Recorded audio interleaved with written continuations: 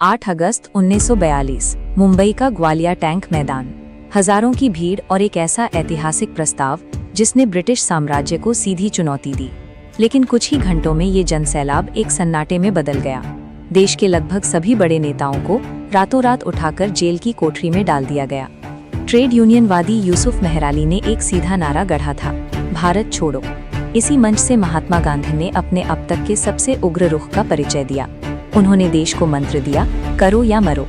British हुकूमत ने इस विद्रोह को जन्म लेते ही खत्म करने की योजना बनाई। अगली ही सुबह गांधी जी को गिरफ्तार कर पुणे के आगा खां पैलेस में नजरबंद कर दिया गया।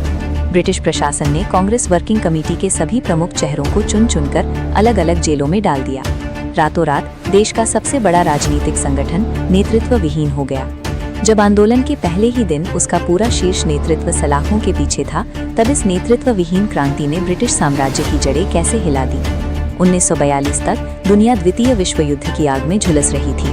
भारत में इसका सीधा असर पड़ा अर्थव्यवस्था पर। बाजारों से चावल, नमक और कपड़े जैसी बुनियादी जरूरत की चीजें गायब हो गईं।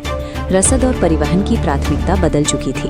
भारतीय रेलवे का इस्तेमाल आम जनता के बजाय सेना और युद्ध के सामान को ढोने के लिए किया जा रहा था। इस दबाव ने देश के भीतर रसद की किल्लत को और गहरा कर दिया। इस संकट के बावजूद ब्रिटिश सरकार ने भारतीयों की सहमति के बिना ही भारत को इस विश्व युद्ध में बिना शर्त झोंक दिया था। भारतीय नेताओं ने अपने संसाधनों को किसी और की लड़ाई में नष्ट होते देख कड़ा विरोध किया।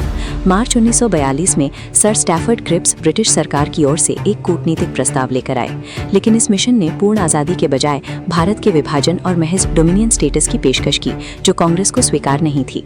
कूटनीतिक रास्ते बंद भारतीय जनमानस का स्थायी हिस्सा थी, जिससे पीछे हटना संभव नहीं था। नेतृत्व के अभाव में जनता ने खुद कमान संभाली। आंदोलन के पहले चरण में शहरों ने मोर्चा खोला। मुंबई जैसे औद्योगिक केंद्रों में मजदूरों ने कारखानों का बहिष्कार किया और हड़तालें शुरू हो गईं। विद्रोह ग्रामीण इलाकों तक पहुंचा, जहां रणनीति संचार तंत्र को पंगु बनाना थी। युवाओं ने रेलवे ट्रैक और टेलीग्राफ तारें काट दी।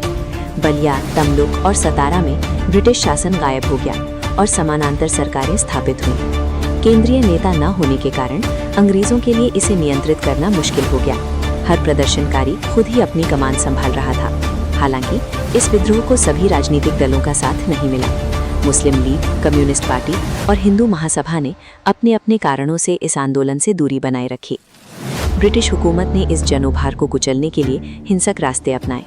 1 लाख से ज्यादा गिरफ्तारियां हुईं, गांवों को जलाया गया और सड़कों पर प्रदर्शनकारियों पर गोलियां बरसाई गईं।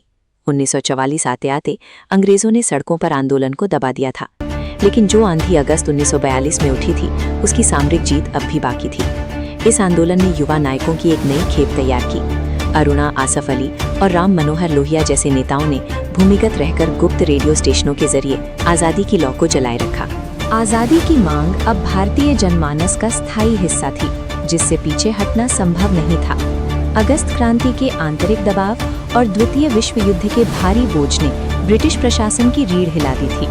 ठीक इसी समय सुभाष चंद्र बोस और उनकी सेना सीमाओं के बाहर से हुकूमत पर सैन्य दबाव बना रहे थे। अगस्त क्रांति की सामरिक हार ने आज़ादी की नैतिक जीत सुनिश्चित कर दी।